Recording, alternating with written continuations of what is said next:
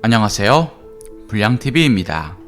오늘 소개해드릴 선수는요, 180cm의 키에 날렵한 체격의 소유자로 왼쪽과 중앙을 가리지 않았던 노르웨이 베컴. 측면뿐만 아니라 프리킥 활동량, 수비 가담 등 이 다재다능함 때문에 많은 감독들이 노렸던 장미군단 블랙번의 에이스. 2000년대 블랙번 로버스의 흥망성쇠를 함께했던 모르텐 감스트 페데르센입니다.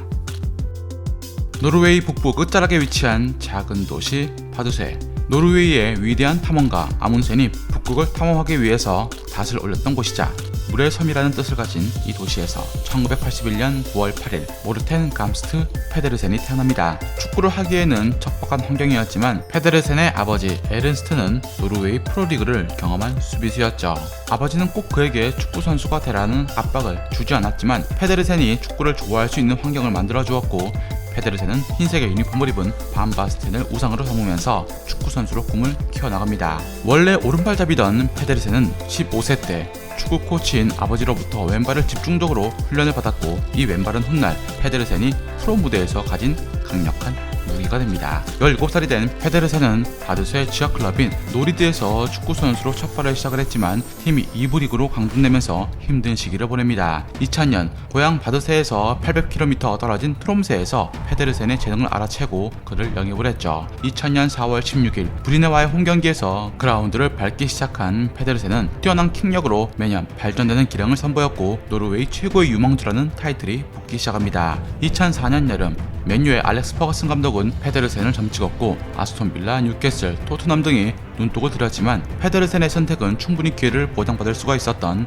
블랙번이었습니다. 이적료는 30억 정도, 거기에 옵션으로 20억을 더 붙였으므로 트롬세 입장에서는 꽤나 좋은 계약이었던 셈이었죠. 블랙번은 당시 첼시로 이적한 데미안 더프의 공백이 빼앗았고, 유럽 북부에서 날카로운 킥력을 가진 페데르센을 지목합니다. 이때 그를 눈여겨본 것은 당시 그레엄 수네스 감독. 하지만 수네스의 블랙번은 전 시즌 15위로 부진했고, 개막 직후 블랙번은 연패를 쌓으면서 경질론이 강하게 고개를 든 상태였습니다. 수네스 감독이 개막 한 달 만에 경질된 후 마크 휴즈가 오고 나서 한동안 벤치를 달군 페데르센은 크게 신임을 얻지 못합니다. 측면 크로스나 롱패스는 뛰어났지만 짧은 패스, 스루 패스의 약한 모습, 그리고 100%가 준비되어 있지 않다고 감독은 생각을 한 것입니다. 그 사이 마르세유가 러브콜을 보내고 노르웨이 언론들은 다시 돌아오라며 기사를 쏟아냅니다. 페데르센은 이에 실망하지 않았고 오히려 이 3개월 동안 자신의 몸을 만들기 시작했으며 자신이 무엇이 부족한지, 어떤 것을 향상시켜야 하고 어떻게 준비해야 하는지 고민합니다. 그리고 팀 내 두 번째 최다 득점자가 되는 시간은 그리 길지 않았죠. 데뷔 첫 시즌 그가 기록한 골수는 5골. 23살에 빅무대에 데뷔한 이 신예가 사실상 팀의 구세주가 된 것입니다. 전반기 페데르센 없이 경기한 블랙번은 16경기에서 3승밖에 거두지 못하는 강등 1순위였지만 페데르센 투입 직후 기적적으로 15위로 잔류합니다. 2004년 국가대표로 데뷔해 큰 경기마다 능숙한 왼발골을 터뜨리며 국가적인 영웅으로 떠올랐고, 오른발도 곧잘 썼기 때문에 왼쪽의 리세, 페데르센 조합은 노르웨이 축구의 공격을 배가시켰습니다. 2005-2006 시즌 그의 왼발에서 10골과 6도움이 터져나왔고, 금세 페데르센은 노르웨이를 대표하는 선수로 올라섭니다. 특히 2005년 9월 맨유와의 경기에서 2골을 터뜨리며 5경기 무패를 달리던 맨유의 기세를 꺾는 주인공이 되기도 했죠.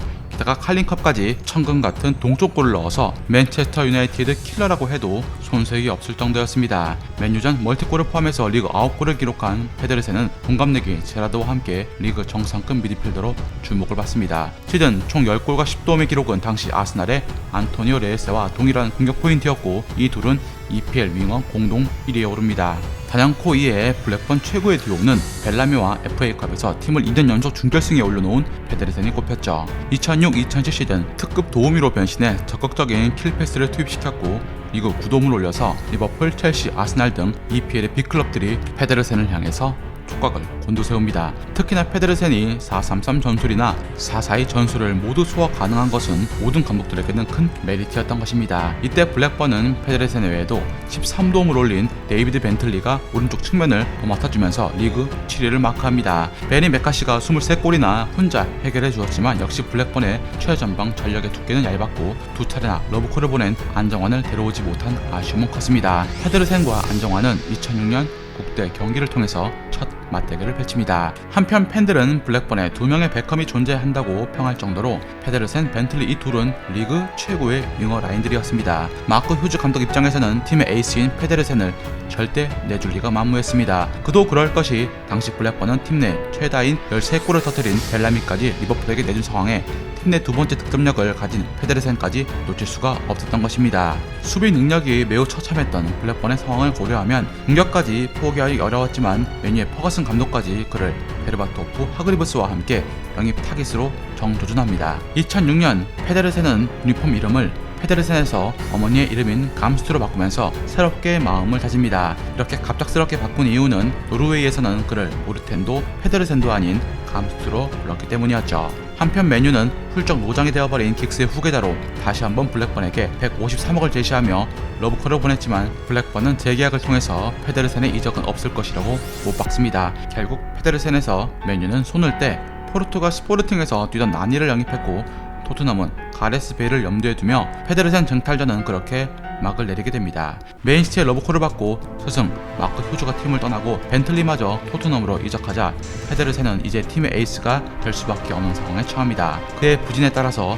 블랙번의 성적은 롤러코스터를 타기 시작해 한때 리그 12위까지 떨어지기도 했죠. 2008년 12월 폴 인스 감독이 성적 부진으로 해임되고 샘 알라다이스 감독은 4-4-2 전술에서 페데르센을 중앙 미드필더로 기용하며 어느 정도 성공을 거둡니다. 2009년 28살이 된 페데르센에게 4년 재계약을 제시해서 블랙번은 페데르센과 인연을 이어갔고 이에 그는 3골 6도움으로 변함없는 팀 내 간판 스타로 활약합니다. 하지만 산타크루즈를 내보내고 데려온 니콜라 칼리니치의 부진은 큰 골칫거리였습니다. 페데르센이 아무리 날카로운 크로스와 패스를 넣어주어도 마무리를 해내지 못한 것입니다. 블랙번의 전체 공격수들이 12골을 넣을 동안 미드필더였던 데이비드 던이 혼자 9골을 넣는 현상이 벌어진 것이죠. 망조가 짙게 낀 블랙번. 페데르센은 분명 전성기에 들만한 나이대였지만 15위로 더욱 순위가 내려간 블랙번의 팀 전력으로는 어려운 경기들을 맞이해야만 했습니다. 페데르센이 팀을 떠나는가에 대한 말들도 많았습니다. 팀의 에이스이자 공격의 천병인 페데르센이 전성기만큼의 기량은 아니지만 리그를 대표하는 윙어로 아직 건재했기 때문이었죠. 결국 샘 알라다이스 감독은 자신만만하게 한 푼도 안 쓰고 공격수들을 임대와 자유계약으로 데려옵니다. 하지만 이는 곧 최악의 선택이 됩니다. 2011-2012 시즌 페데르센은 리그 측면 자원 중 페트로프, 레이턴 베인스와 비슷한 수준인 시즌 66개의 킬패스를 찔러 넣어주었지만 블랙번 팀은 침몰하는 배였습니다.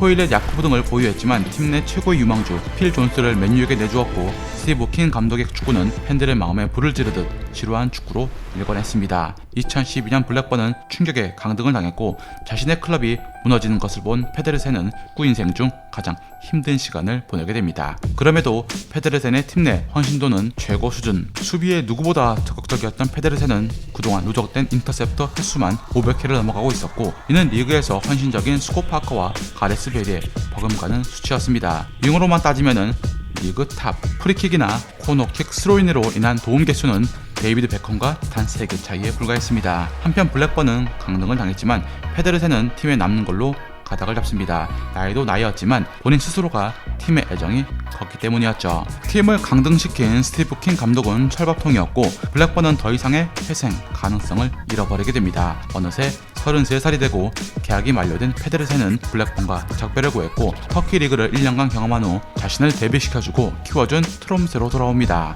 월드컵이나 유로 등 큰 메이저 무대를 경험하지 못했지만 10년간 유니폼을 입고 87경기나 뛴 노르웨이 대표 유니폼도 2014년을 끝으로 반납하게 됩니다.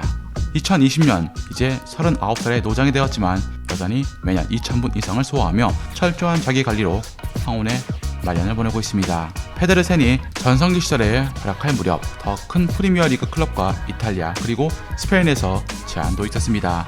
하지만 이에 대해서 페데르센은 후회하지 않아요. 내가 한 일과 성취는 정말 자랑스럽고 행복했습니다. 한 축구 클럽에서 이렇게 오래 머물 수 있는 선수는 많지 않은 것이고 그건 위대한 것이니까요. 프리미어리그 역사의 주역은 아니었지만 그는 블랙번 팬들과 더 나아가서 프리미어리그 팬들을 행복하게 만들어준 선수였습니다. 인생은 얄궂게도 너무나 짧다. 축구 선수로 계속 뛸 수 있는 건 축복이라고 말한 그의 말처럼 이젠 그의 인생에 행복한 일들만이 깃들길 바랍니다. 즐겁게 보셨다면 구독과 좋아요 클릭을 부탁드립니다.